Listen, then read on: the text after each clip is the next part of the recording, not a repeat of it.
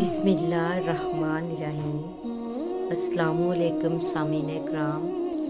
بیان کیا جاتا ہے کہ ایک مرتبہ امام شافعی رحمۃ اللہ علیہ نے حضرت امام احمد رحمۃ اللہ علیہ کو خط لکھا کہ بہت عرصہ ہوا آپ تشریف نہیں لائے، آپ سے ملاقات کو جی چاہتا ہے۔ جواب میں حضرت امام احمد بن حنبل رحمۃ اللہ علیہ نے فوراً اپنا پروگرام لکھ کر بھیج دیا کہ فلاں دن فلاں تاریخ کو میں آپ کی خدمت میں مصر میں حاضر ہو رہا ہوں۔ حضرت امام شافعی رحمۃ اللہ علیہ نے اپنے گھر والوں کو، اپنے ملنے جلنے والوں کو اور دوسرے علماء کو ان کے آنے کی اطلاع دی، پھر ان کی دعوت اور ان کا استقبال کا خصوصی اہتمام کیا۔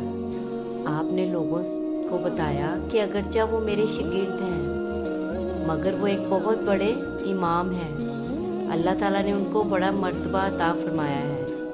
چنانچہ جس دن ان کو پہنچنا تھا، اس دن امام شافعی رحمۃ اللہ علیہ اپنے شاگردوں اور دوسرے علماء کو لے کر ان کے استقبال کے لیے شہر سے باہر تشریف لے گئے۔ اس وقت مصر کے جو بادشاہ تھے وہ بھی حضرت امام شافعی رحمۃ اللہ علیہ السلام سے بڑا انس رکھتے تھے، وہ بھی امام صاحب کے استقبال کے لیے چلے آئے۔ پھر یوں ہوا کہ حضرت امام احمد بن حنبل وقت مقررہ پر پہنچ گئے۔ حضرت امام شافعی رحمۃ اللہ علیہ نے ان کا بڑا شاندار استقبال کیا اور پھر عزت و احترام کے ساتھ ان کو لے کر گھر پہنچ گئے اور ان کے لیے بہترین کھانے کا انتظام کیا۔ اس زمانے میں عام طور پر اولیاء اللہ اور بزرگوں کی شان یہ تھی کہ وہ کھانا بہت کم کھایا کرتے تھے اور رات بھر اللہ تعالیٰ کی عبادت کیا کرتے تھے۔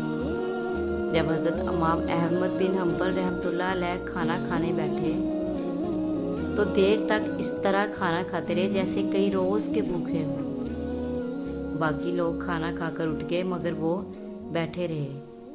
لوگ بہت حیران ہوئے کہ حضرت امام شافعی رحمۃ اللہ علیہ نے تو ان کی تعریف کی تھی کہ یہ بڑے اللہ والے اور بزرگ انسان ہیں، مگر یہ تو خوب پیٹ بھر کر کھانا کھا رہے ہیں۔ لوگوں میں اور گھر والوں میں ان کے بارے میں باتیں ہونے لگی لیکن کوئی کچھ نہ بولا۔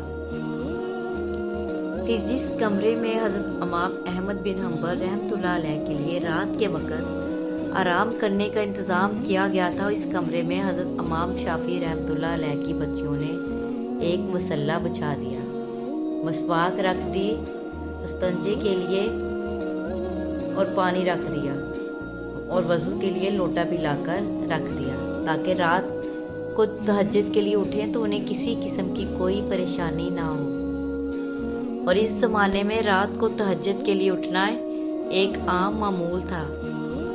اللہ تعالیٰ بچائے کہ آج ہمارے زمانے میں یہ افسوسناک ماحول ہو گیا ہے کہ صبح 8 بجے اور 9 بجے اٹھنا ہمارا عام معمول بن چکا ہے، اور کئی لوگ تو اس سے بھی تاخیر سے اٹھتے ہیں، اور جو علماء اور صالح لوگ تھے وہ تو رات بھر عبادت کیا کرتے تھے۔ اللہ تعالیٰ ہم سب کو بھی تہجد پڑھنے کی توفیق عطا فرمائے، آمین۔ بہرحال حضرت امام احمد بن حنبل رحمۃ اللہ علیہ نے رات کو اس کمرے میں آرام کیا اور صبح اٹھ کر فجر کی نماز پڑھنے چلے گئے۔ جیسے ہی وہ نماز کے لیے نکلے تو حضرت امام شافعی رحمۃ اللہ کی بچیاں اس کمرے میں آ گئی تو وہاں دیکھتی ہیں کہ پانی کا لوٹا ویسے کا ویسے پانی سے بھرا ہوا ہے، نہ مسواک استعمال ہوئی ہے نہ وضو کے لیے پانی استعمال ہوا ہے، سب کچھ جیسا تھا ویسے کا ویسا ہی رکھا ہوا تھا۔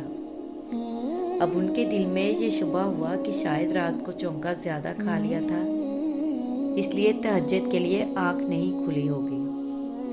جبکہ فجر کی نماز پڑھ کر حضرت امام احمد بن حنبل رحمۃ اللہ علیہ تشریف لائے تو گھر والوں نے حضرت امام شافعی رحمۃ اللہ علیہ سے کہا کہ آپ نے فرمایا تھا کہ وہ تو بہت بڑے اللہ والے اور بہت بڑے بزرگ ہیں، مگر رات کو انہوں نے کھانا بھی خوب کھایا۔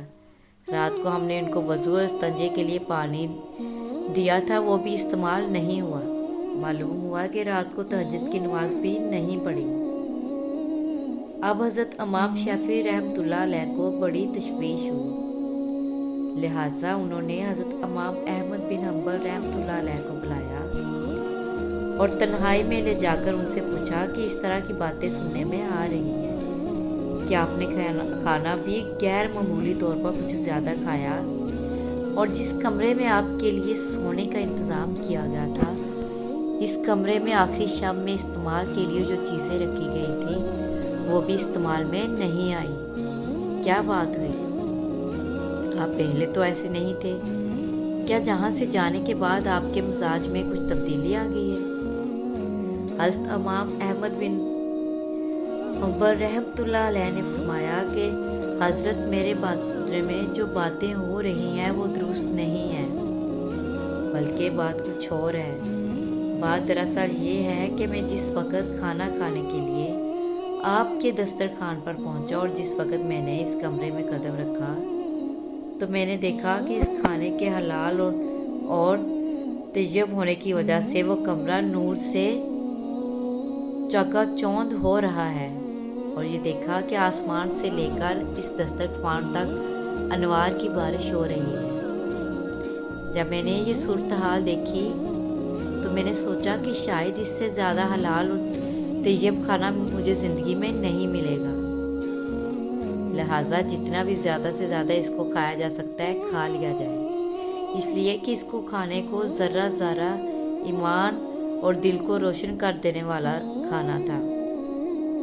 इसलिए मुझसे जितना ज़्यादा से ज़्यादा खाना खाया जा सकता था मैंने खा लिया, और मैंने ये नहीं देखा कि कौन कितना खा रहा है और कौन मेरे बारे में क्या सोच रहा है।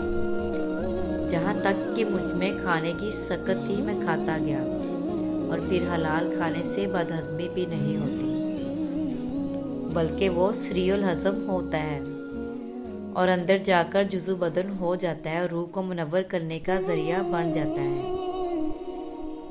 अल्हम्दुलिल्लाह मैंने इसका असर महसूस किया, क्योंकि खाना खाने के बाद ना तो मुझे बदहज़मी हुई और ना मुझे कोई तकलीफ़ हुई। फिर खाना खाने के बाद इशा की नमाज से फ़ारिग होकर जब मैं इस कमरे में पहुंचा जहां आपने मेरे लिए आराम का इंतज़ाम किया था, वहां जाकर तो मेरी हालत ही बदली हुई थी और सोने को और आराम करने को मेरी तबीयत चाह रही, लेकिन मुझे ना तो थकावट महसूस हो रही थी और ना नींद आ रही थी। अगर जब मैं सफ़र करके आया था मगर इसके बावजूद मैं इतनी ग़िज़ाइयत और तवानाई महसूस कर रहा था जो आज से पहले कभी महसूस नहीं की। ये खाना खाने से मेरी थकान भी ख़त्म हो गई थी और सुस्ती भी जाती रही, और जब मैं सोने के लिए लेटा तो मुझे नींद ना आई, लिहाजा मैं लेटा रहा और लेटे लेटे कुरान और हदीस में गौर व फिक्र करता रहा, हत्ता कि पूरी रात गौर व फिक्र करते हुए गुजर गई। और इसी रात मैंने कुरान और हदीस से 100 मसाइल का हल तलाश कर लिया, और वो भी मसाइल ऐसे थे जो इससे पहले कभी मेरे जहन में ना आए हों और ना इनकी तरफ मेरा कभी ख्याल गया हो। लेकिन जब आज की रात मैंने गौर किया तो मुझे ऐसा महसूस हुआ कि कुरान और हदीस के अलूम और असरात मेरे सामने खुले हुए हैं। मसाइल की तफसील और जवाबात मेरे सामने आते गए और सुबह तक मैं मसाइल का हल जांचता रहा, और इसी हालत में सुबह होगी जैसे सब आपके खाने का असर था जो रात भर मैंने महसूस किया। इसलिए तहज्जुद के वक़्त ना तो लोटा इस्तेमाल करने की ज़रूरत पेश आई, ना मसवाक करने की ज़रूरत पेश आई, और वही इशा का वज़ू मेरे लिए फजर में काम आया। ये सुनकर हज़रत इमाम शाफ़ी रहमतुल्लाह अलैह ने फिर अपने घर वालों को हकीकत बताई, और जो लोग उनके बारे में गलत किस्म की बातें कर रहे थे उनसे कहा कि तुमने उनकी शान में जो गुस्ताखी की है उससे माफ़ी मांगो। इनसे कहा कि इनसे अभी गुस्ताखी की माफ़ी मांगी जाए। सुभान अल्लाह।